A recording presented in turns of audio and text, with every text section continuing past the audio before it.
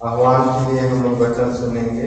भजन का 90,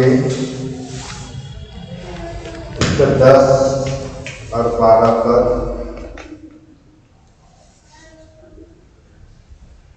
हमारी आयु के वर्ष 70 तो होते हैं, और चाहे बल के कारण 80 वर्ष भी हो जाए, तो भी उनका घमंड केवल कष्ट और शोक ही शोक है। वह जल्दी कट जाती है और हम जाते रहते हैं। हमको अपने दिन गिनने की समझ दे कि हम बुद्धिमान हो जाएं। आज मृत स्मरण पर्व है और भजनकार दाऊद कहता है कि मनुष्यों का जीवन जो है 70 वर्ष है, और यदि हम बल के साथ 80 वर्ष जीवन व्यतीत करते हैं, फिर भी वह नाश हो जाता है। और प्रभु जो है जीवितों और मृतकों दोनों का प्रभु है। इसलिए भजनकार दाऊद जो है कहता है कि हमें अपने दिन गिनने की समझ दे कि हम बुद्धिमान हो जाएं। आज पर्व के शुभ अवसर पर हम भी प्रार्थना करें कि परमेश्वर हमें समझ दे कि हम इस जीवन को बुद्धि के साथ, परमेश्वर की बुद्धि को प्राप्त करते हुए हम अपने जीवन को बिता सकें। आइए हम लोग प्रार्थना करें। स्वर्ग और पृथ्वी के कर्ता यहोवा परमेश्वर पिता, आज प्रभु जी तेरे पवित्र भवन में आकर प्रभु तुझे धन्यवाद देते हैं बीते सप्ताह भर के जीवन के लिए कि पिता परमेश्वर तू हम हर एक को संभाले रखा, सुरक्षित रखा। और पिता परमेश्वर जीवितों के मध्य में हम पाए जाते हैं, धन्यवाद देते हैं। पिता परमेश्वर हम प्रार्थना करते हैं आज प्रभु जी गिरजा आराधना करने में तू ही अगुवाई और सहायता करना, गीत गाने में, वचन सुनने में और वचन बताने में तू ही अगुवाई सहायता करना। जितने भी उपस्थित प्रभु यहाँ हुए हैं सबको तेरे पवित्र हाथों में समर्पित करते हैं। सबको ग्रहण कर, शुद्ध कर, साफ कर, पवित्र कर कि पिता परमेश्वर हर एक कोई तेरे आशीष को पा सकें और आगे जीवन में तेरा धन्यवाद करते हुए अपने जीवन को बिताने पाएँ। हाँ पिता परमेश्वर, इस घड़ी हम सभी आराधना के लिए तेरे पवित्र हाथों में समर्पित होते हैं। प्रार्थना हमारे उद्धारकर्ता मसीह यीशु के नाम से मांगते हैं, सुन और दया से ग्रहण कर, आमीन। मंडली बैठे। आराधना को आरंभ करते हुए हम लोग गीत गाएंगे मसीह गीत संग्रह से, गीत संख्या 320। यीशु है मेरा कैसा विलास, मन में वो देता आनंद और आस, मुक्ति का भागी स्वर्ग मेरा घर, उसमें मैं रहता सदा निडर। गीत संख्या 320। यीशु है मेरा कैसा विलास, मन में वो देता आनंद और आस, मुक्ति का भागी स्वर्ग मेरा घर, उसमें मैं रहता सदा निडर। यह मेरा हाल है, यह मेरा गान, उसी का यश मैं करता बखान। यह मेरा हाल है, यह मेरा गान, उसी का यश मैं करता बखान।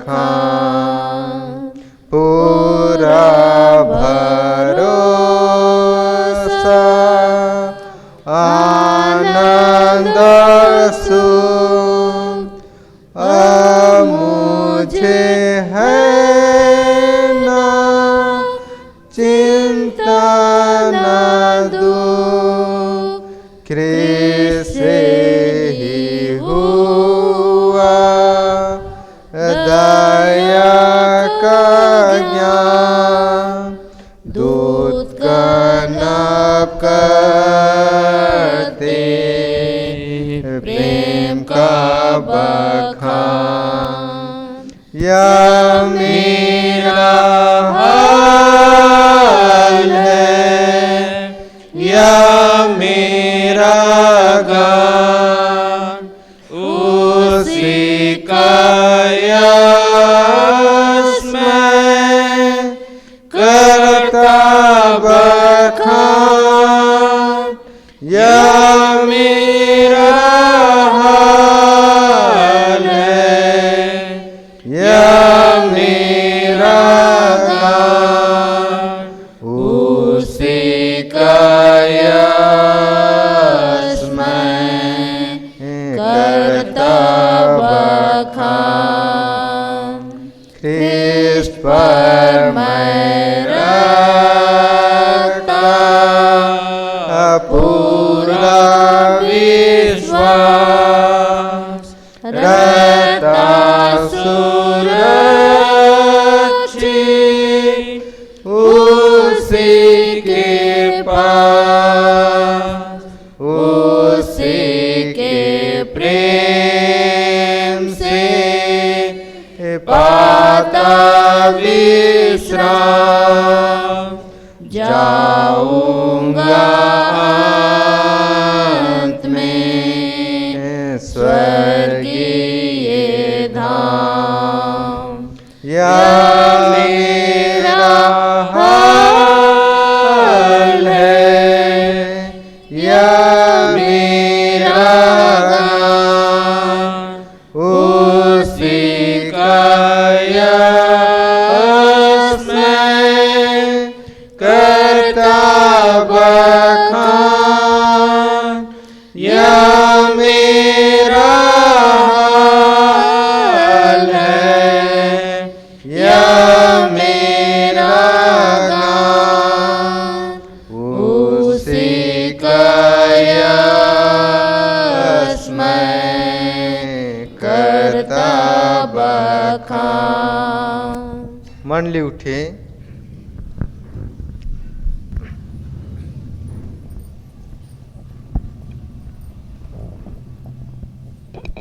हमारा आरंभ त्रिएक परमेश्वर पिता और पुत्र और पवित्र आत्मा के नाम से आमीन। हमारी सहायता ईश्वर के नाम से है जिसने स्वर्ग और पृथ्वी को सृजा। स्तुति होवे पिता को और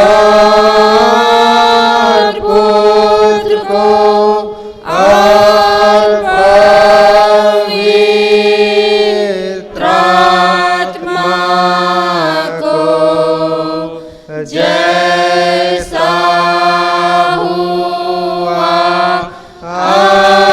आरंभ में, जैसा है अब, जैसा रहेगा सनातन से सनातन लोक। आमीन।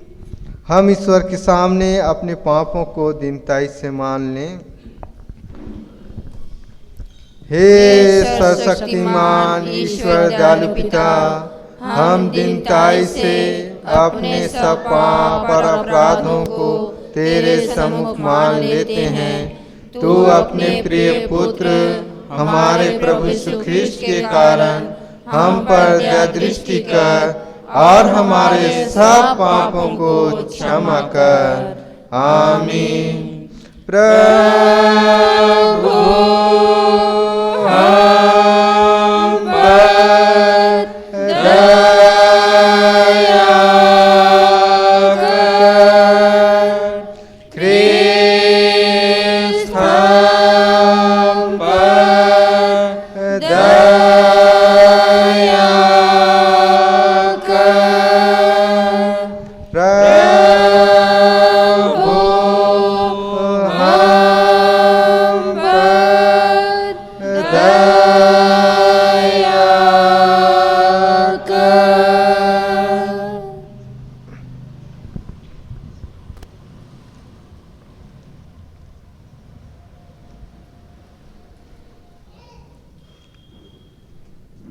पहाड़ सरक जाएंगे और पहाड़ियाँ हिल जाएंगी, पर मेरी दया तेरे पास से न सरकेगी और न मेरे कुशल की वाचा हिलेगी। परमेश्वर तेरा दया करने हारा कहता है। यशायाह 54:10। आमीन।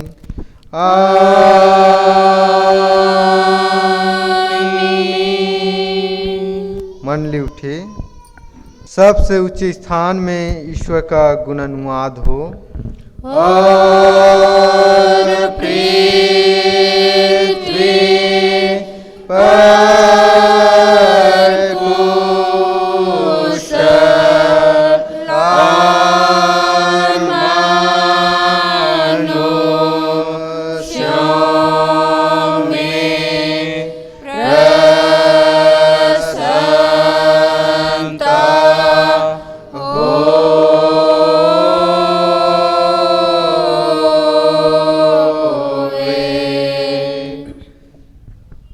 प्रभु तुम्हारे संग हो और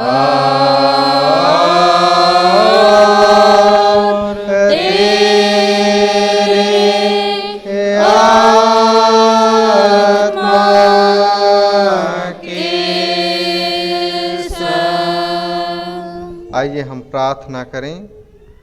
हे सर्वशक्तिमान परमेश्वर, हम तेरी कृपा के कारण तेरी विनती करते हैं कि तू हम लोगों को भयानक और अचानक मृत्यु से बचा और अपने पवित्र आत्मा के द्वारा मरने के लिए हमको सिद्ध कर।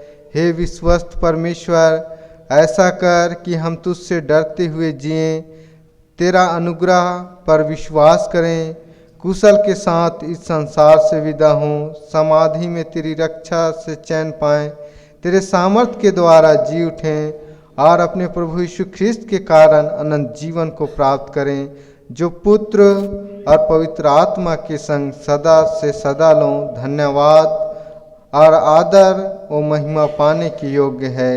आमीन।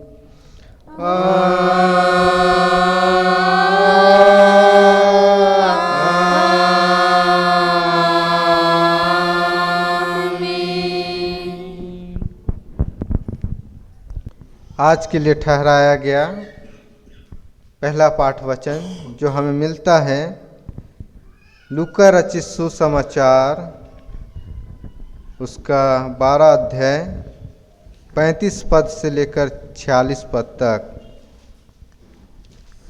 लूका रचित सुसमाचार अध्याय 12 पद संख्या 35 से लेकर 46 तक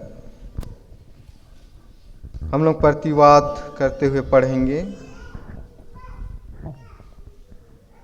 तुम्हारी कमरें बंधी रहे और तुम्हारे दिए जलते रहें, और तुम उन मनुष्यों के समान बनो जो अपने स्वामी की बाट देख रहे हो कि वह विवाह से कब लौटेगा, कि जब वह आकर द्वार खटखटाए तो तुरंत उसके लिए खोल दे। धन्य है वे दास जिन्हें स्वामी आकर जागते पाए। मैं तुमसे सच कहता हूँ कि वह कमर बांधकर उन्हें भोजन करने को बैठाएगा और पास आकर उनकी सेवा करेगा। यदि वह रात के दूसरे पहर या तीसरे पहर में आकर उन्हें जागते पाए तो वे दास धन्य हैं। परंतु तुम यह जान रखो कि यदि घर का स्वामी जानता कि चोर किस घड़ी आएगा तो जागता रहता और अपने घर में सेंध लगने ना देता।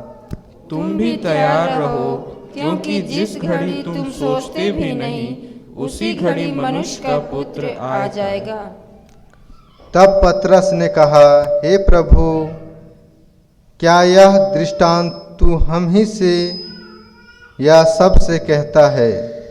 प्रभु ने कहा, वह विश्वास योग्य और बुद्धिमान भंडारी कौन है, जिसका स्वामी उसे नौकर चाकरों पर सरदार ठहराए कि उन्हें समय पर भोजन सामग्री दे। धन्य है वह दास जिसे उसका स्वामी आकर ऐसा ही करते पाए। मैं तुमसे सच कहता हूँ, वह उसे अपनी सब संपत्ति पर अधिकारी ठहराएगा।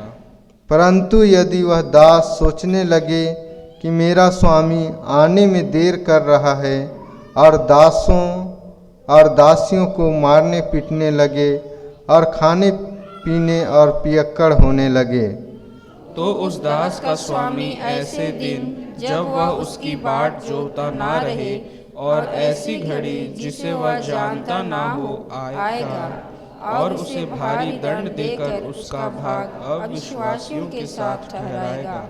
यहाँ तक आमीन। तेरा धन्यवाद होए हे ख्रिस्त यीशु। हालेलुया हालेलुया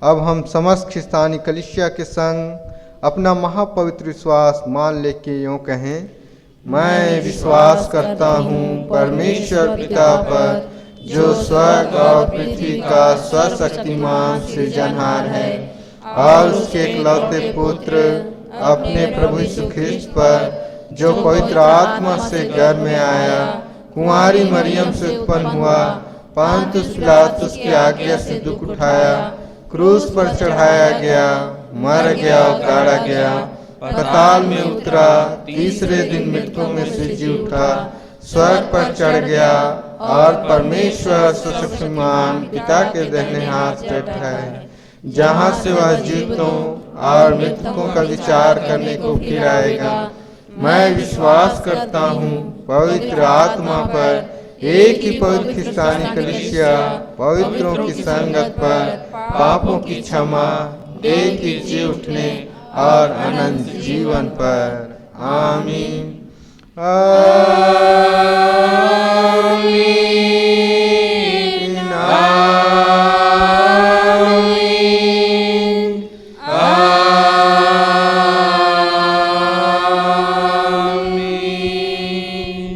मंडली बैठें।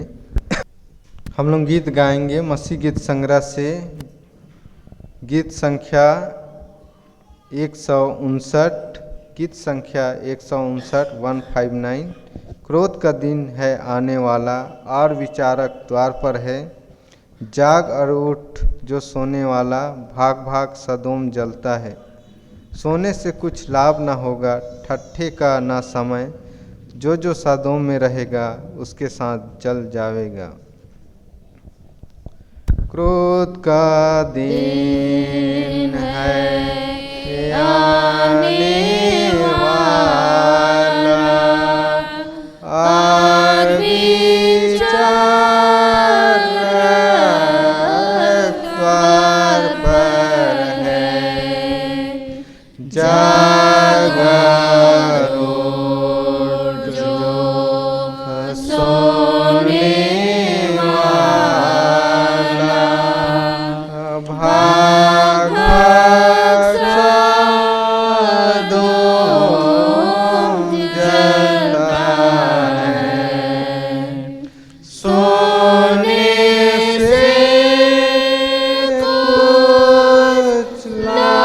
है। सोने से कुछ लाभ न होगा, ठट्ठे का ना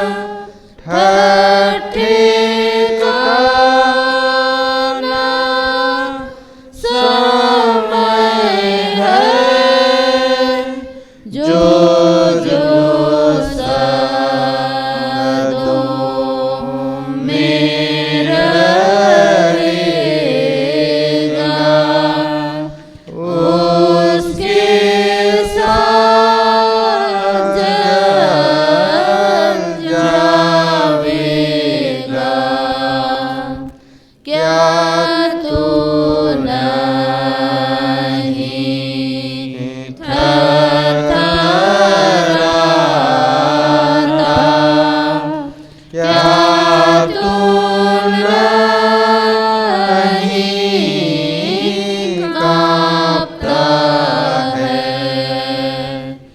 बोल तू क्या अब किया चाहता, जब विचारक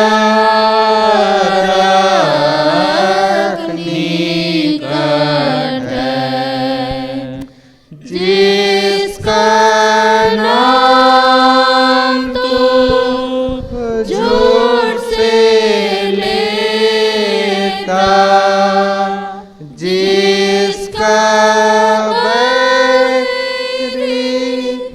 तू रहा, जिसका आसरा तू न रहता, जिसको प्यार न करता था, कब लो तू निश्चित रहेगा, कब लो तू परमेश्वर का प्रेम और कृपा तुझ जानेगा, जागर उठकर बेबस्ता, नरक अपना मुँह फैलाता, मृत्यु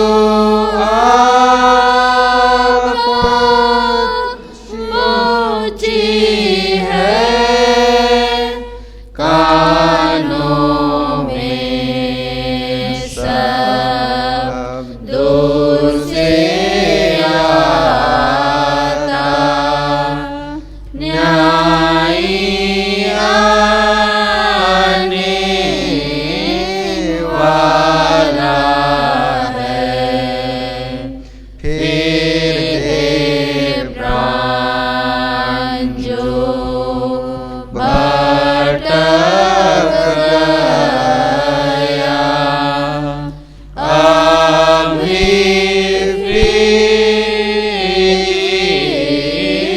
ईश्वर की ओर तुझे ढूंढने यीशु आया, अपना मन मत कर कठोर, आहे पापी अपस्तारी,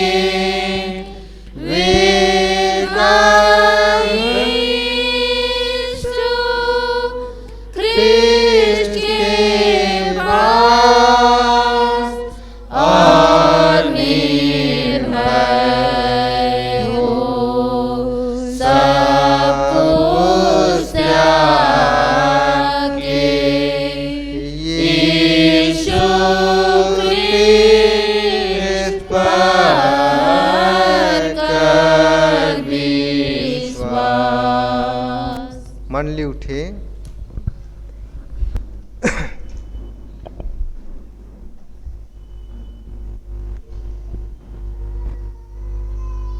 तुम्हें हमारे पिता ईश्वर और प्रभु ख्रिस्त की ओर से अनुग्रह और शांति मिले, आमीन। आइए हम लोग प्रार्थना करें। त्रिएक सामर्थ्य हुआ परमेश्वर पिता, स्वर्ग और पृथ्वी के कर्ता पिता परमेश्वर, हम पुनः तेरे सम्मुख आते हैं। अपने देह प्राण आत्मा को प्रभु जी तेरे पवित्र हाथों में सौंपते हैं। प्रभु हमारे मनों को स्थिर कर और शुद्ध मन और स्थिर आत्मा दे कि तेरे जीवित वचन के द्वारा प्रभु हम अपने जीवन को तैयार कर सकें और परमेश्वर तेरे वचन के द्वारा हम जागते रहें और प्रार्थना करें कि प्रभु के उस आगमन के दिन के लिए प्रभु जी अपने आप को तैयार रख सकें। पिता परमेश्वर, तेरे वचन के द्वारा हम हर एक की अगुवाई और सहायता कर कि हम अपने आप को तैयार कर सकें। पिता परमेश्वर, तेरा वचन हम हर एक के पाँव के लिए दीपक और मार्ग के लिए उजियाला ठहरे। प्रार्थना हमारे उद्धारकर्ता मसीह यीशु के नाम से मांगते हैं, सुन और दया से ग्रहण कर, आमीन।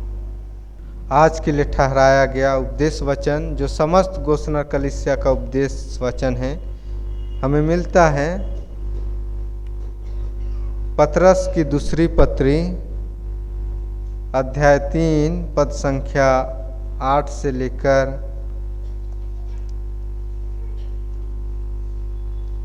14 तक।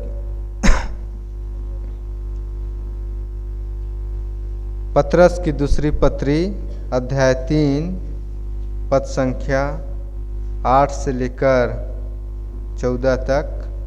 यहाँ परमेश्वर का जीवित वचन इस प्रकार लिखा हुआ है।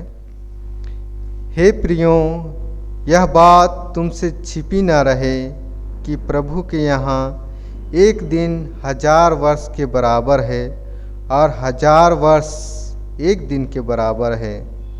प्रभु अपनी प्रतिज्ञा के विषय में देर नहीं करता, जैसी देर कुछ लोग समझते हैं, पर तुम्हारे विषय में धीरज धरता है और नहीं चाहता कि कोई नष्ट हो, वरन यह कि सबको मन फिराने का अवसर मिले। परंतु प्रभु का दिन चोर के समान आ जाएगा। उस दिन आकाश बड़ी हड़हड़ाहट के शब्द से जाता रहेगा और तत्व बहुत ही तप्त होकर पिघल जाएंगे और पृथ्वी और उस पर के काम जल जाएंगे। जबकि ये सब वस्तुएं इस रीति से पिघलने वाली है, तो तुम्हें पवित्र चाल चलन और भक्ति में कैसे मनुष्य होना चाहिए और परमेश्वर के उस दिन की बाट किस रीति से जोहना चाहिए और उसके जल्द आने के लिए कैसा यत्न करना चाहिए, जिसके कारण आकाश आग से पिघल जाएंगे और आकाश के गढ़ बहुत ही तप्त होकर गल जाएंगे। पर उसकी प्रतिज्ञा के अनुसार हम एक नए आकाश और नई पृथ्वी की आस देखते हैं, जिनमें धार्मिकता वास करेगी। इसलिए हे प्रियो, जब कि तुम इन बातों की आस देखते हो, तो यत्न करो कि तुम शांति से उसके सामने निष्कलंक और निर्दोष ठहरो। यहाँ तक, आमीन। मंडली बैठे।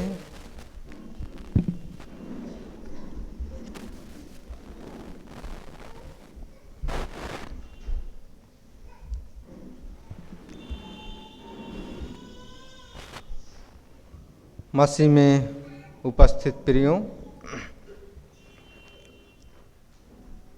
हम लोग एडवेंट काल के आगमन में पहुंच चुके हैं और त्रिनातिस काल से पार होकर हम एडवेंट काल के आरंभ में हैं।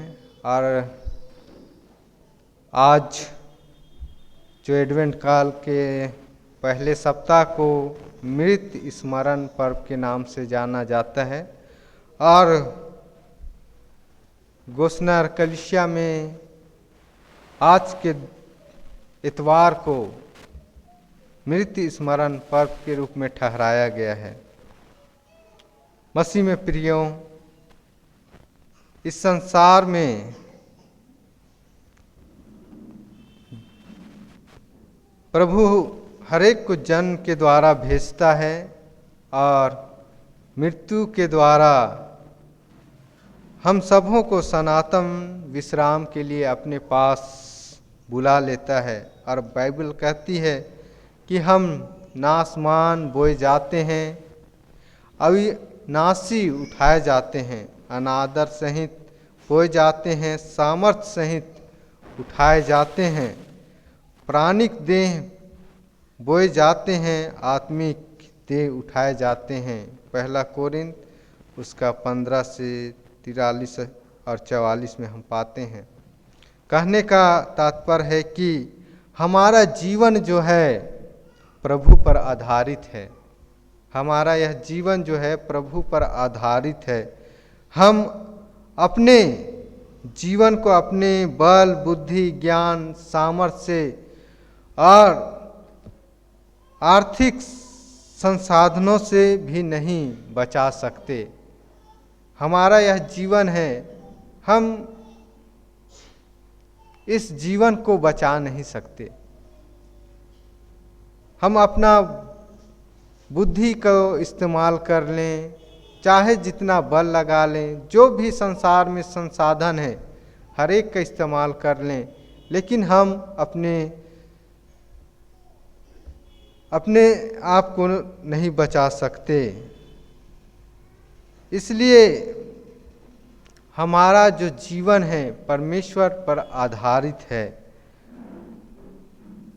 परमेश्वर हमें जन्म के द्वारा इस पृथ्वी पर लाता है, तब वह हमारे जीवन का सिवाना ठहराता है। जब हमारा जन्म होता है तभी हमारे जीवन का सिवाना ठहराया जाता है कि पृथ्वी में हमारे जीवन की अवधि क्या होगा, हमारे जीवन का अवधि क्या होगा, हम कितने दिन इस संसार में रहेंगे। अय्यूब 14:5 में हम पाते हैं कि मनुष्य के दिन जो हैं नियुक्त किए गए हैं और उसके महीनों की गिनती तेरे पास लिखी हुई है और तू उसके लिए ऐसी सीमा बांधी है जिससे वह पार नहीं हो सकता। जो परमेश्वर सीमा बांधा है हर एक मनुष्य के लिए, वह उससे पार नहीं हो सकता है। अर्थात जो इस दुनिया में आया है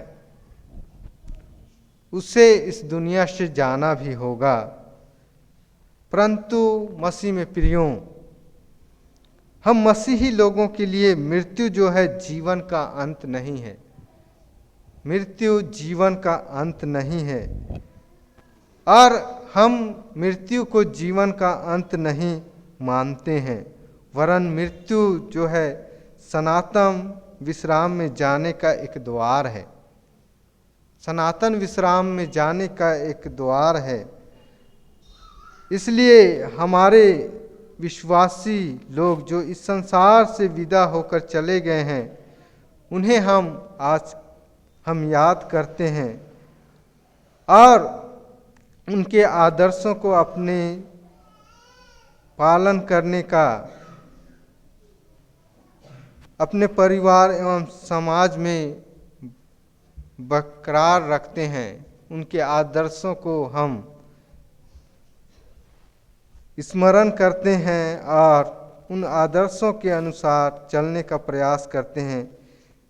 इसलिए हम अपनी कलीसिया में इस मृत्यु स्मरण पर्व को मनाते हैं और हम इस मृत्यु स्मरण पर्व के अवसर पर हम जो हमारे प्रिय इस संसार से विदा हो गए हैं उन्हें हम स्मरण करते हैं। मसीह में प्रियों, आज के उपदेश वचन में भी हम पाते हैं कि पतरस इस बात को बतलाना चाहता है और हम जो विश्वास दर्पण में उच्चारण करते हैं कि वह जीवितों और मृतकों का विचार करने आने वाला है, उसी प्रभु यीशु मसीह के विषय में कहता है, उसके आगमन के दिन के विषय में कहता है कि वह आने वाला है। जो जीवितों और मृतकों का विचार करने वाला प्रभु आने वाला है। आज के उपदेश वचन में हम पाते हैं कि पतरस प्रभु के आगमन के दिनों के विषय में वर्णन करता है। पतरस जो है आज के वचन के द्वारा प्रभु के आगमन के दिनों के विषय में वर्णन करता है कि जब प्रभु का आगमन होगा तो कैसा परिस्थिति होगा, इसके विषय में पतरस जो है वचन के द्वारा बतलाता है। और वह कहता है, ऐसा प्रतीत होता है कि मसीह के आगमन में देर हो रही है, पर वास्तव में ऐसा इसलिए है कि परमेश्वर नहीं चाहता कि कोई नष्ट हो, वरन यह कि सब को मन फिराव का अवसर मिले, सबको मन फिराव का अवसर मिले। जैसे 9 पद में वचन में कहता है, और नहीं चाहता कि कोई नष्ट ना हो, वरन यह कि सबको मन फिराव का अवसर मिले। मसीह में प्रियो, आज का जो उपदेश वचन है उसका मूल विषय है कि हम हर समय तैयार रहें, हम हर समय तैयार रहें। और इसको हम तीन बिंदुओं के द्वारा हम लोग समझने का प्रयास करेंगे। पहला कि प्रभु का आगमन निकट है, इसलिए हम तैयार रहें। मसीह में प्यारों, जिस समय पतरस ने यह पत्र लिखा, उस समय अनेक विश्वासी लोग यह सोचते थे कि यीशु अब तक क्यों नहीं आया, यीशु मसीह अब तक क्यों नहीं आया। क्योंकि प्रभु यीशु मसीह का जब स्वर्गारोहण हुआ, उससे पहले कहा था, जैसे तुम मुझे बादलों में जाते देखते हो, वैसे ही आते भी देखोगे, और बहुत से तुम में से बहुत लोग वह देखेंगे। इसीलिए बहुत से लोग यह सोचते थे कि यीशु अब तक क्यों नहीं आया। और इसके अतिरिक्त झूठे शिक्षक कहते थे, देखो वह नहीं आने वाला है, वह नहीं आने वाला है। इसलिए पतरस विश्वासियों से कहता है, घबराओ मत, घबराओ मत, और यह मत सोचो कि परमेश्वर यीशु के आगमन में देरी हो रहा है, यीशु के आगमन में देरी हो रहा है। और पतरस कहता है कि परमेश्वर की दृष्टि में एक दिन 1000 वर्ष के बराबर है। भजन संहिता 90 उसका 4 में, कि परमेश्वर की दृष्टि में एक दिन 1000 वर्ष के बराबर है। और अनंत काल के साथ तुलना करने में 1000 वर्ष पल भर के समान है। सिर्फ इतना ही नहीं, परमेश्वर की दृष्टि में 1000 वर्ष एक दिन के बराबर है। परमेश्वर 1000 वर्षों के कार्य को एक दिन में कर सकता है।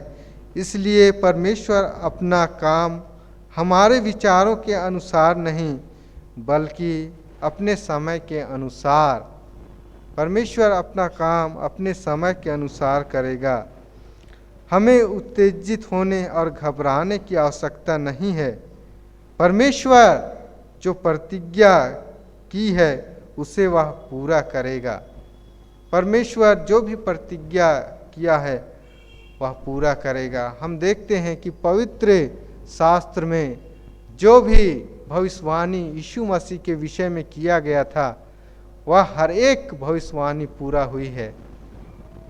हर एक भविष्यवाणी जो है पूरा हुई है। और एक भविष्यवाणी जो यीशु के आगमन के विषय में है कि प्रभु यीशु मसीह फिर से आएगा, वह न्यायी होकर आएगा, न्याय करने के लिए आएगा। वह इस संसार में महिमा के साथ आएगा, न्याय करने के लिए आएगा। वह भविष्यवाणी पूरी होने में बाकी है, लेकिन मसीह में प्रियो, यह आवश्यक है कि वह भविष्यवाणी अवश्य पूरा होगा। और उस प्रतिज्ञा को परमेश्वर पूरी करेगा। हमारा केवल काम यह है कि हम जागते रहें, प्रार्थना करते रहें और उसकी आज्ञा का पालन करते रहें। अतः हम यह न सोचें कि परमेश्वर मसीह को दूसरी बार भेजने में अनावश्यक रूप से देरी कर रहा है। प्रभु के आगमन में देरी है सोच के हम निश्चिंत ना रहें। इसके विपरीत हम धीरजवंत और दयावंत होकर और हम पवित्रता के साथ अपने जीवन को व्यतीत करें, क्योंकि हमारा परमेश्वर जो है वह धीरजवंत और दयावंत बना हुआ है। वह हर एक लोगों को मसीह के न्यायकर्ता के रूप में आने से पहले पश्चाताप करने का अधिक अवसर दे रहा है। परमेश्वर की इच्छा यह नहीं है कि एक भी मनुष्य जो है नाश हो। परमेश्वर नहीं चाहता कि एक भी नाश हो, परंतु वह अवसर हमें दे रहा है कि हम अपने आप को तैयार करें। यह हिजकेल 33 उसका 11 में कहता है कि एक भी नाश ना हो। जब कोई व्यक्ति नाश होता है तब वह परमेश्वर के कारण नहीं वरन अपने ही पाप के कारण नाश होता है। वे इसलिए नाश होते हैं क्योंकि उन्होंने परमेश्वर के पुत्र उद्धारकर्ता को ग्रहण नहीं किया। यह हिजकेल 18 उसका 23 में वचन कहता है, प्रभु यहोवा की यह वाणी है, क्या मैं दुष्ट के मरने से कुछ भी प्रसन्न नहीं होता? क्या मैं इससे प्रसन्न नहीं होता कि वह अपने मार्ग से फिरकर जीवित रहे? इसका अर्थ है कि ईश्वर सबको मन फिराव का अवसर देता है और चाहता है कि कोई नाश ना होए परंतु अनंत जीवन को पावें। उस अनंत जीवन को पावें। यीशु के आने के बाद लोगों के पास पश्चाताप करने का कोई अवसर नहीं होगा। इसलिए परमेश्वर हमें यह अवसर दिया है कि उसके पुत्र यीशु मसीह के आगमन तक हम अपने आप को तैयार करें, क्योंकि किसी को यह मालूम नहीं कि यीशु मसीह कब आएगा। वह किसी को मालूम नहीं। मरकुस 13 उसका 32 में कहता है कि उस घड़ी को, उस समय को कोई नहीं जानता, केवल पिता ही जानता है। इसलिए सबों को देर किए बिना पश्चाताप करके पाप क्षमा प्राप्त कर लें और मसीह में बने रहकर अपने विश्वास को मजबूत बनाए रखें, क्योंकि प्रभु का आगमन निकट है। दूसरा है परमेश्वर का दिन निकट है। प्रभु में प्यारे भाइयों एवं बहनों, परमेश्वर का दिन जो है निकट है। परमेश्वर का दिन निकट है। मसीह चोर की नाई आएगा। जब किसी को मसीह के आने की आशा नहीं रहेगी तब मसीह अचानक आएगा। मत्ती 24:22 से 44 में हम पाते हैं कि वह चोर के समान आएगा और उस घड़ी को कोई नहीं जानेगा। वह अचानक आएगा। इसलिए हम जागते रहें। वचन कहता है इसलिए जागते रहो, क्योंकि तुम नहीं जानते कि तुम्हारा प्रभु किस दिन आएगा।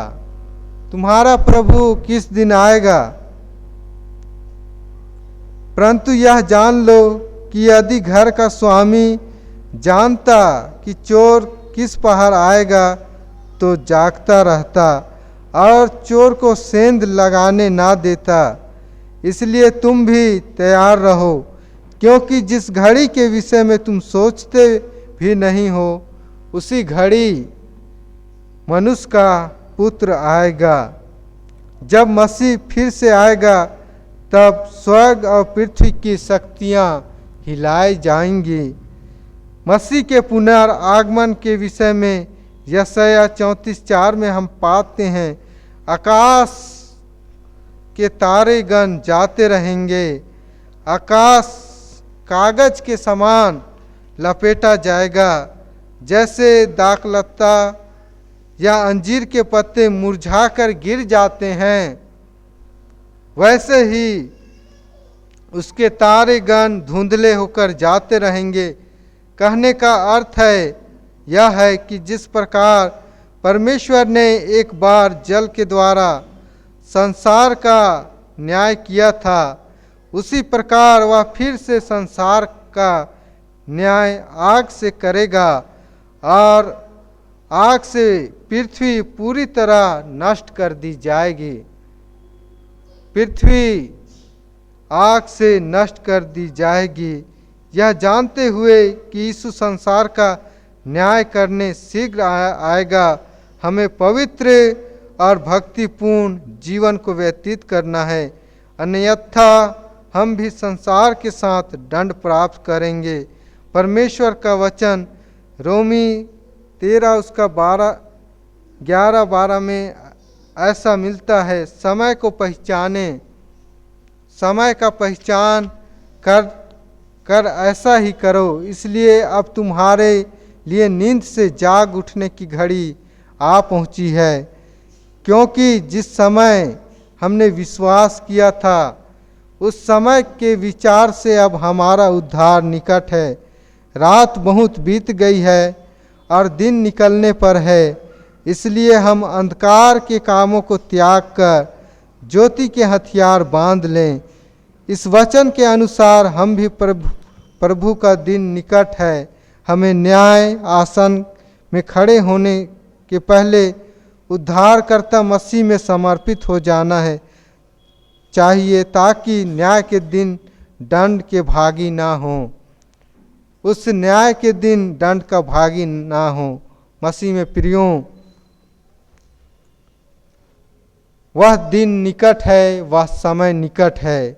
अब प्रभु का दिन चोर के समान आएगा, और जो पहला आकाश और पृथ्वी है वह जाता रहेगा, वह जाता रहेगा, और इस संसार के हर एक काम, पृथ्वी के काम जल जाएंगे, और उस दिन हर एक का न्याय होगा। इसलिए मसीह में प्रियों, हम जागते रहें। नींद से जाग उठने का समय है। हम जागते रहें, तैयार रहें कि हम उस न्याय के दिन, उस न्याय सिंहासन में हम खड़े होकर हो सकें। और जैसे वचन कहता है, पतरस कहता है कि पर उसकी प्रतिज्ञा के अनुसार हम नए आकाश और नए पृथ्वी की आस देखते हैं, जिसमें धार्मिकता वास करेगी। 13 पद में कि हम उसके प्रतिज्ञा के अनुसार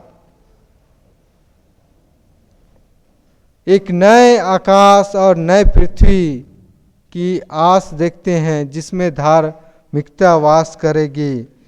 मसीह में प्यारों, यूहन्ना 14 उसका 1 से 3 में कहता है कि तुम्हारा मन व्याकुल न हो, परमेश्वर पर विश्वास रखो और मुझ पर भी विश्वास रखो। मेरे पिता के घर में बहुत से रहने के स्थान है। मैं तुम्हारे लिए जगह तैयार करने जाता हूँ, ताकि मैं जहाँ रहूँ वहाँ तुम भी रहो। प्रभु की इच्छा कतई ऐसा नहीं है कि हमें नष्ट होने के लिए छोड़ देगा। कहने का अर्थ है कि हम धर्मी लोग नए स्वर्ग और नई पृथ्वी में प्रवेश करेंगे। इसलिए हमें भी प्रभु के सामने अपने को धर्मी प्रस्तुत करना है। हम उस दिन निष्कलंक, निर्दोष और मसीह की शांति में पाए जाएं। वचन में कहता है, और पतरस कहता है 14 पद में, इसलिए हे प्रियो, जब कि तुम इन बातों की आस देखते हो तो यत्न करो कि तुम शांति से उसके सामने निष्कलंक और निर्दोष ठहरो। निष्कलंक और निर्दोष ठहरो। इसलिए जब हम उस न्याय सिंहासन के सामने खड़े होंगे, उस दिन के लिए हम अपने आप को निर्दोष और निष्कलंक रखें। मसीह में प्रियो, हम एडवेंट काल में प्रवेश करने पर हैं और यह एडवेंट काल जो है प्रभु के आगमन के विषय में बताता है।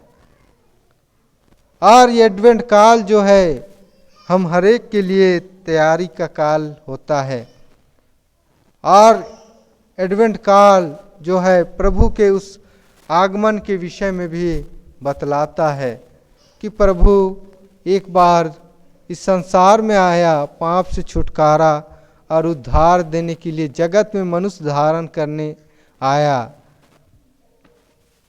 और हम हरेक को उस शुद्धता और पवित्रता के जीवन को दे दिया है। और प्रभु हम हरेक के लिए उस अनंत जीवन के द्वार को खोल दिया है। मृत्यु पर विजय पाकर उस अनंत जीवन के द्वार को खोल दिया है। इसलिए मसीह में प्रियो, हम अपने आप को जब हम उसके आगमन काल में प्रवेश करना चाहते हैं, मसीह में प्रियो, हम अपने आप को तैयार करें इसलिए कि वह यीशु मसीह फिर से आने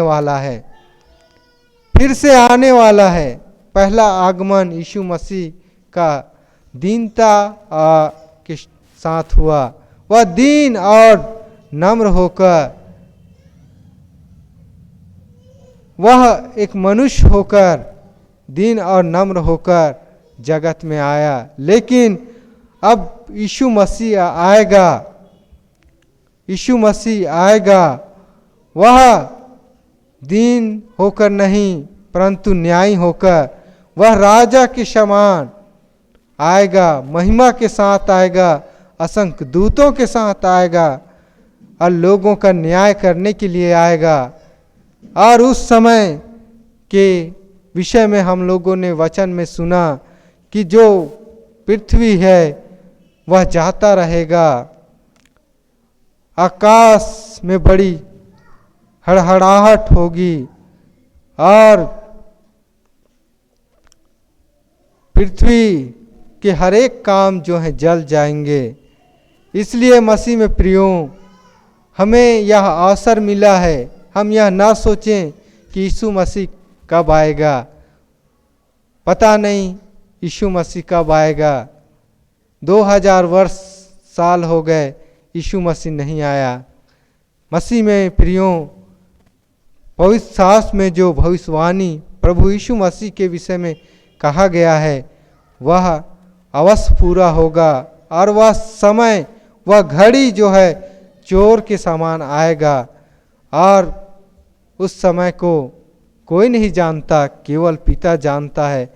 इसलिए जब हम आगमन काल में प्रवेश करने वाले हैं, एडवेंट काल में प्रवेश करने वाले हैं, हम इस आगमन के काल में हम अपने आप को तैयार कर सकें, हम अपने आप को निष्कलंक और निर्दोष रखें और प्रभु के शांति में पाए जाएं और उसके विश्वास में स्थिर रहकर हम उस नए आकाश और नए पृथ्वी में हम भी प्रभु यीशु मसीह के साथ पाए जाएं।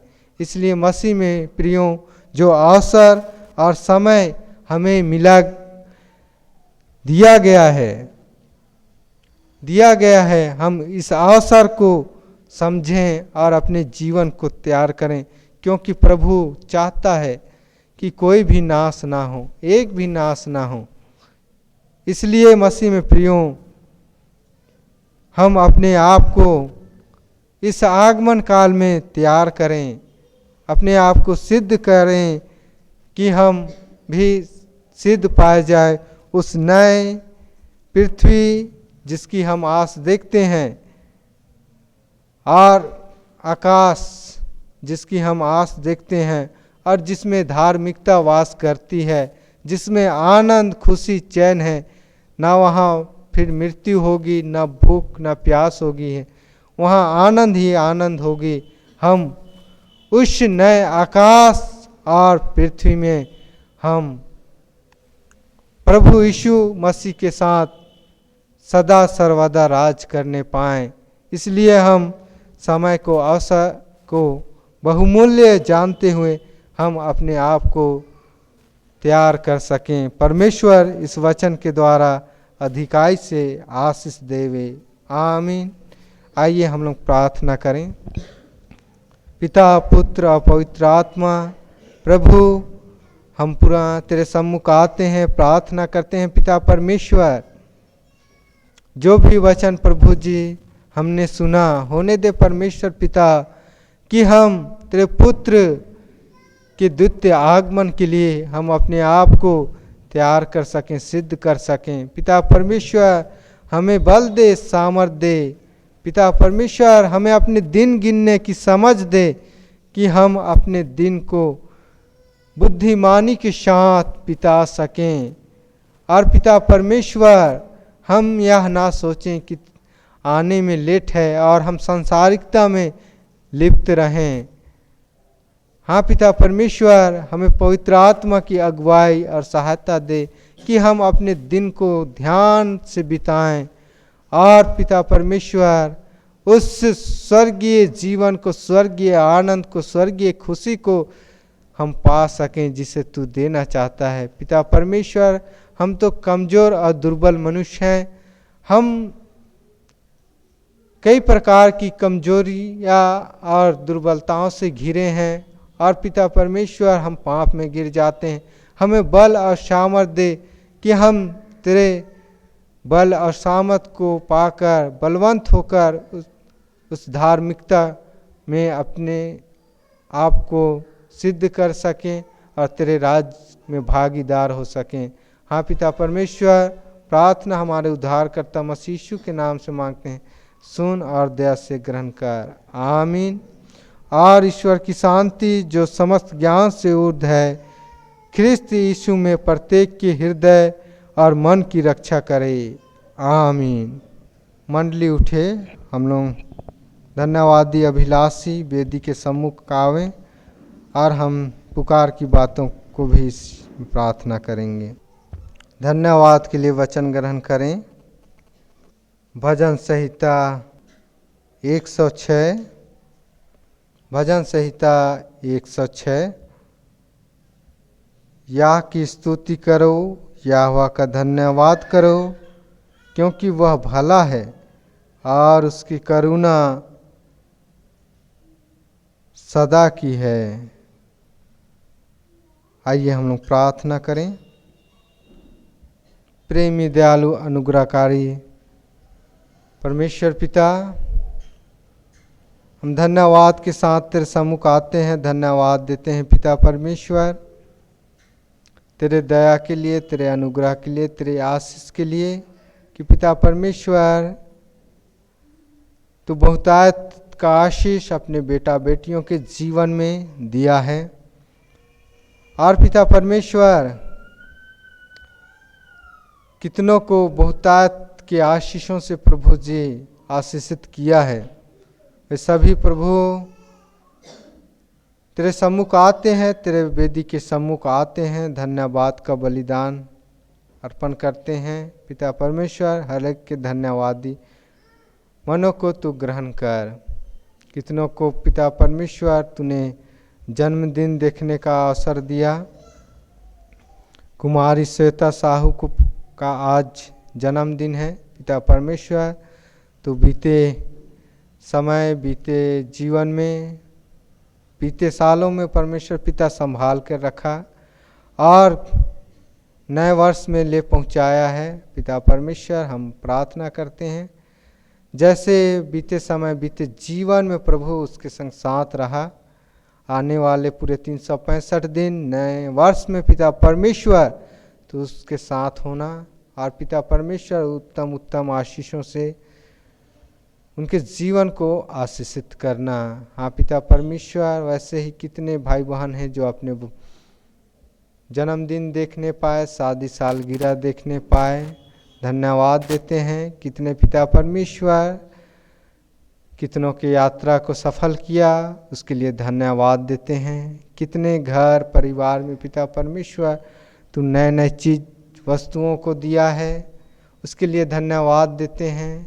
कितने परमेश्वर पिता रोग दुख और नाना प्रकार के सकेती में थे, बीमारी में थे, उस बीमारी और रोग दुख में पिता परमेश्वर तू उनके संग रहा और उस रोग दुख से छुड़ाया, उसके लिए धन्यवाद देते हैं। कितनों को पिता परमेश्वर तो नौकरी के जीवन में उन्नति दिया है, काम उद्यम में आशीष और बरकत दिया है, सब धन्यवाद देते हैं पिता परमेश्वर। उसी प्रकार कितने लोग पिता परमेश्वर रोग दुख में हैं, उनके लिए भी हम प्रार्थना करते हैं। पिता परमेश्वर हम उस सोनकर बहन के लिए प्रार्थना करते हैं जो लकवा से ग्रसित है। पिता परमेश्वर तू डॉक्टरों का डॉक्टर है, वैद्यों का वैद्य है, असंभव को संभव करने वाला परमेश्वर है, बिगड़े को बनाने वाला है परमेश्वर है। हम जहाँ से पिता परमेश्वर हम सोचना बंद कर देते हैं, वहाँ से तू सोचता है। हाँ पिता परमेश्वर, हम उस बहन को, उस माता को जो लकवा के रोग से ग्रसित है, हाँ पिता परमेश्वर तू उस लकवा के रोगी को उनके लाने वाले के विश्वास से पिता परमेश्वर तू चंगा किया। उस माता जी के लिए भी हम प्रार्थना करते हैं पिता परमेश्वर जो लकवा के रोग से ग्रस्त है। पिता परमेश्वर उनके देह प्राण आत्मा को पिता परमेश्वर तू क्रूस के लहू से धोकर शुद्ध कर दे, साफ कर दे, और एक एक हड्डी हड्डी मांस मांस में और एक एक अंग प्रत्यंग में, एक एक नस में तू नया सामर्थ्य को, नया बल को भर दे कि वह बीमारी से चंगाई को पाकर पिता परमेश्वर धन्यवाद दे सके। पिता परमेश्वर हम धन्यवाद देते हैं कि कितने परिवार में परमेश्वर पिता कई संस्कारीय कार्य को संपन्न किया। हाँ पिता परमेश्वर कुछ परिवार में वचनदात का कार्यक्रम, बड़ा मेहमानी का कार्यक्रम सफल हो पाया, धन्यवाद देते हैं। उसी प्रकार कितने विश्वासी माता पिता भाई बहन प्रभु जी तेरे वेदी के सम्मुख आते हैं और अपने जीवन में जो कुछ भी तेरी दया, तेरी आशीष, तेरे आश्चर्य कर्मों को देखा है, सब धन्यवाद का बलिदान अर्पण करते हैं। पिता परमेश्वर तो हर एक के धन्यवादी मनों को ग्रहण कर, और पिता परमेश्वर जैसे बीते जीवन समय में सबके संग साथ रहा, उसी प्रकार पूरी मंडली के लोगों के संग साथ होना, उत्तम आशीषों को देते हुए जीवन में आगे बढ़ाना। पिता परमेश्वर जन्म पर्व की तैयारी के लिए जितने भी भाई बहन माता पिता दान देते हैं प्रभु जी, हर एक को तू आशीषित करना। और पिता परमेश्वर हर एक प्रभु जी ख्रिस्त जयंती के लिए, जन्म पर्व के लिए और उसके तैयारी के लिए अपनी मुट्ठी को हर्ष से खोल कर दे सकें। हाँ पिता परमेश्वर उसी प्रकार परमेश्वर पिता जो भी तैयारी करते हैं उस तैयारी में तू साथ होना, जितने भी आवश्यकताएं हैं तू ही पूरा करना। और पिता परमेश्वर हम पुनः यह धन्यवाद का प्रार्थना को तेरे पवित्र हाथों में सौंपते हुए हमारे उद्धारकर्ता मसीह यीशु के नाम से प्रार्थना मांगते हैं, सुन और दया से ग्रहण कर। आमीन। ईश्वर को धन्यवाद, पिता सारा जावे, पुत्र को महात्म हो, धर्मात्मा स्तुति पावे, जो है और रहेगा, जैसा वाणी था, त्रिएक परमेश्वर को प्रशंसा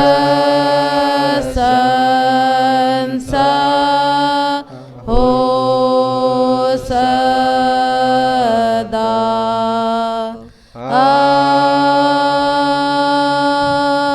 आमीन। मंडली बैठे, हम लोग गाएंगे मसीह गीत संग्रह से गीत संख्या 160। गीत संख्या 160। देखो देखो कोई आ रहा है, कैसी महिमा मसीह आ रहा है। आंखें अपनी उठाकर तो देखो, कैसे शान से मसीह आ रहा है।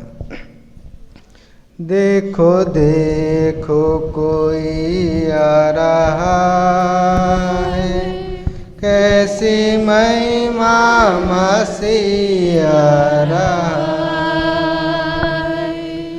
आंखें अपनी उठा कर तो देखो, कैसी शान से मसीह आ रहा है।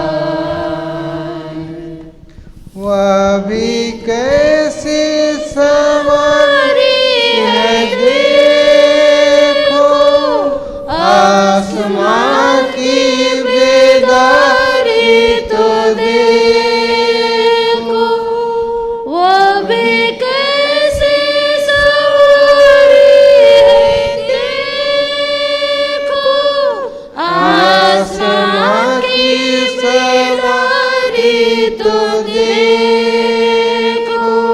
बाजे बजते हैं, दूध गाते हैं, बाजे बजते हैं, दूध गाते हैं, क्योंकि दूल्हा चला आ रहा है। देखो देखो कोई आ रहा है, कैसी महिमा मसीह आ रहा है। आंखें अपनी उठा कर तो देखो, कैसी शान से मसीह आ रहा है। वहाँ सूरज चाँद न कोई, अब तो मुर्दे पड़े हैं न कोई। वहाँ सूरज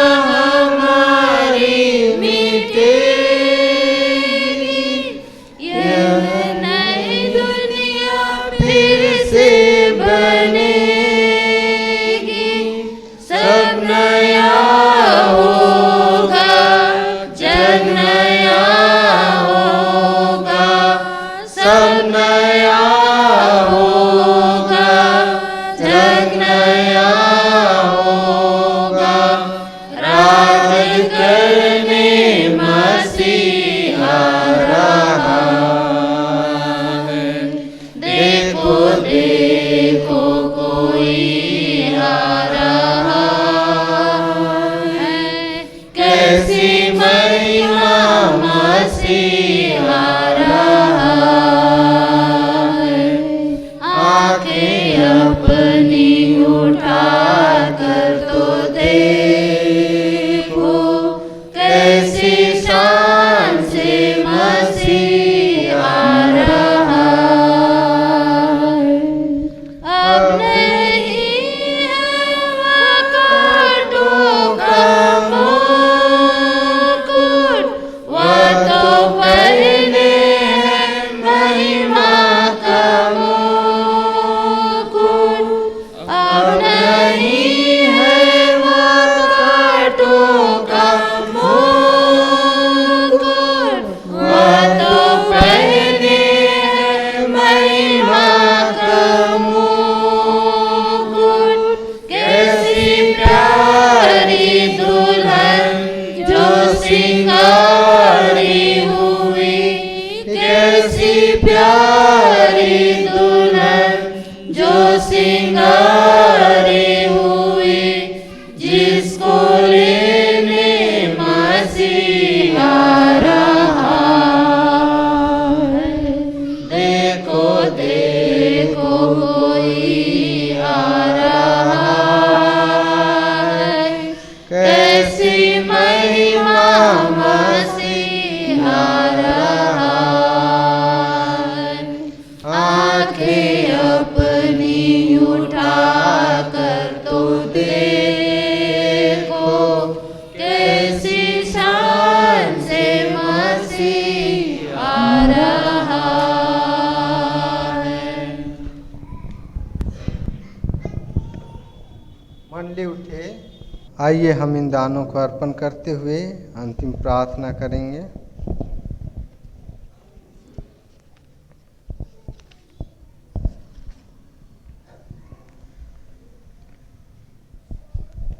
त्रिएक सामर्थ्य यह परमेश्वर पिता, हम इन दानों को तेरे सम्मुख लाते हैं प्रभु।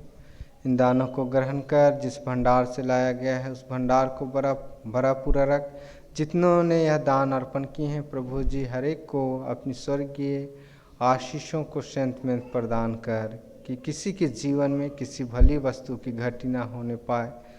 तेरे उत्तम आशीषों को अपने जीवन में देखते हुए प्रभु जी इस जीवन की यात्रा को सफल कर सकें। होने दे परमेश्वर पिता, जितने भी दान हैं, घड़ा सिरनी दान, मोहारी दान, गुप्त दान, दशवांश दान, मन्नत दान, और पिता परमेश्वर जितने प्रकार के दान हैं प्रभु जी, महिला दान, हर एक दानों को प्रभु तू ग्रहण कर। और होने दे परमेश्वर पिता, यह तेरे राज की उड़त बढ़ती के लिए होने पाए। और पिता परमेश्वर इस संसार पर, इस पृथ्वी पर तेरा राज्य जल्द आने पाए। और पिता परमेश्वर सुसमाचार के प्रचार से बहुत से लोग प्रभु जी तेरी ओर मन फिराने वाले हो सकें। हाँ पिता परमेश्वर, इन दानों को पुनः हम तेरे वेदी के सम्मुख लाते हैं, इन्हें ग्रहण कर। प्रार्थना मसीह यीशु के नाम से मांगते हैं, सुन और दया से ग्रहण कर, आमीन। आइए हम लोग प्रार्थना करेंगे। हे प्रभु परमेश्वर स्वर्गवासी पिता, हम तेरी विनती करते हैं जो अपनी खिस्तानी कलीसिया और उसके सारे सेवकों की अगुवाई कर, कि वे तेरे वचन के निर्मल उपदेश में ठहरें, जिससे सच विश्वास और प्रेम हमें बढ़े और बढ़ाया जाए। हे प्रभु, भारत रिपब्लिक के हमारे प्रेसिडेंट, इस प्रांत के गवर्नर, राज्य की सभाओं और मंत्रिमंडलों, सब न्यायियों, हाकिमों, सब राज कर्मचारियों को आशीष दे और उनकी अगुवाई कर, कि वे न्याय और धर्म से देश की सेवा करें और हम कुशल चैन से सारी भक्ति गंभीरता से काल बिताएं। हमारी कलीसियाई सभाओं, सेंट्रल काउंसिल और कलीसियाओं की अन्य मंडली सभाओं को आशीष दे, कि वे इस मंडली को तेरी पवित्र इच्छा के अनुसार चलाएं। जगत की लुथेरन कलीसिया और देश विदेश के हमारे सभी ख्रिस्त विश्वासी मित्रों को आशीष दें, कि हम ख्रिस्त प्रेम और सहयोग में आगे बढ़ें और जगत में तेरी साक्षी के लिए अधिक सामर्थ पाएं। हमारी कलीसिया के सब काम पर आशीष दे, लड़के लड़कियों की शिक्षा पर आशीष दे, कि वे तेरे भय, प्रेम और भरोसा में बढ़ते जाएं। कलीसिया के विद्यालयों, शिक्षण, प्रशिक्षण, महाविद्यालयों और अन्य संस्थाओं को संभाल और उनकी बढ़ती दे, और उनके द्वारा कलीसिया के लिए आत्मिक और लौकिक आशीष दे। खेती बाड़ी और हर एक काम उद्यम को सफल कर, जिससे हर कोई सुविवेक से तेरे आगे चले और अपनी जीविका पाएं। अपनी कृपा से उन सबों पर दृष्टि कर जो कंगालपन, रोग और नाना प्रकार की सकेती और दुख में है, उनको शांति दे। हमारी कलीसिया के सब भाई बहनों की रक्षा कर जो दूसरे देशों में चले गए हैं, कि वे सब जोखिम और परीक्षाओं में विश्वासी ठहरें। हम उनके लिए भी तेरी विनती करते हैं जो मंडली से निकाले गए व उलट हुए हैं। उन पर दया कर कि वे सच्चे पश्चाताप से तेरी ओर फिरें। सब मनुष्यों का त्राणी ठहर और उन पर जो अंधियारे में बैठे हैं मुक्ति का उजाला प्रकाश कर। हमको अपश्चातापी मृत्यु से बचा और अंत में अपने प्रिय पुत्र हमारे प्रभु यीशु ख्रिस्त के द्वारा स्वर्ग राज में ग्रहण कर।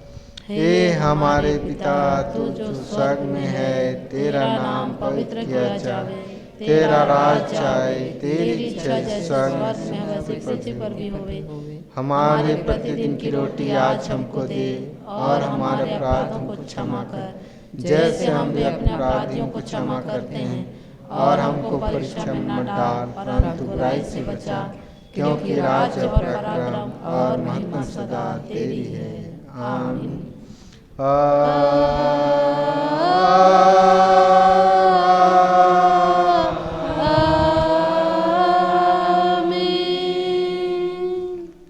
आज मृत पर्व के स्मरण पर्व के शुभ अवसर पर हम लोग सभी